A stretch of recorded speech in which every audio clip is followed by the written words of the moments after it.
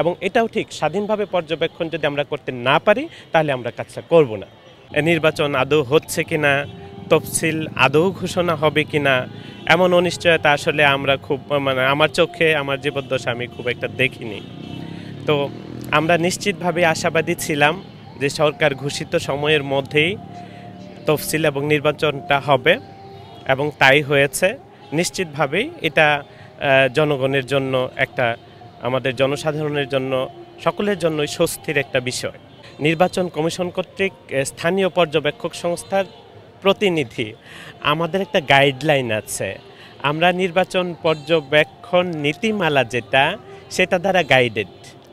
তো ওখানে ওই নির্বাচন পর্যবেক্ষণ নীতিমালাতে যে গাইডলাইনগুলো আছে আমরা আসলে সেই গাইডলাইন মেনেই আমাদের কাজগুলো চালাচ্ছি। তো আমাদের গাইডলাইনে হলো আপনার নির্বাচন পর্যবেক্ষণের পূর্ব দিন, নির্বাচনের দিন আর তারপর দিন, এই 3 দিনের পর্যবেক্ষণটাই আসলে আমাদের বিষয়।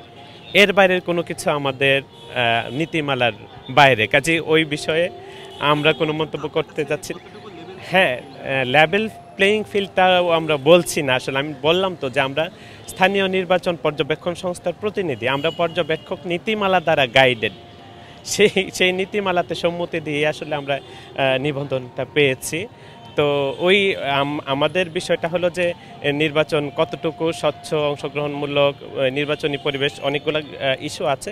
সেটা নির্বাচনের পূর্বের দিন, নির্বাচনের দিন এবং তারপর দিন, এই 3 দিনের বিষয় আসলে আমরা বলতে পারবো পর্যবেক্ষণ পরবর্তী প্রতিবেদনে।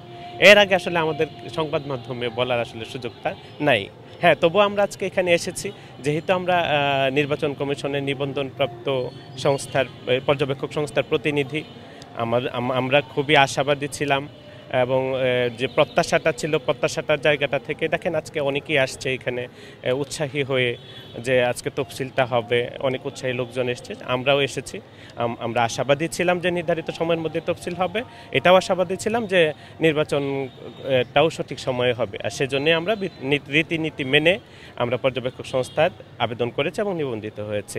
আর আরেকটা বিষয়, আমরা হলো যে সিলেক্টেড হওয়ার পর আমরা মাননীয় প্রধান নির্বাচন কমিশনার মহোদয়ের সঙ্গে সাক্ষাৎ করেছিলাম, সৌজন্য সাক্ষাৎ। সেখানে উনি বলেছিলেন যে আমরা পর্যবেক্ষক সংস্থাগুলা স্বাধীনভাবে পর্যবেক্ষণ করতে পারবে। উনি আমাদের সঙ্গে 2 দফায় সংলাপ হয়েছিল, সেখানেও বলেছেন যে স্বাধীনভাবে কাজ করতে পারবে। উনি আজকে তফসিলের যে বক্তব্য সেখানেও বলেছেন যে আমরা পর্যবেক্ষণ সংস্থাগুলা স্বাধীনভাবে কাজ করতে পারবে।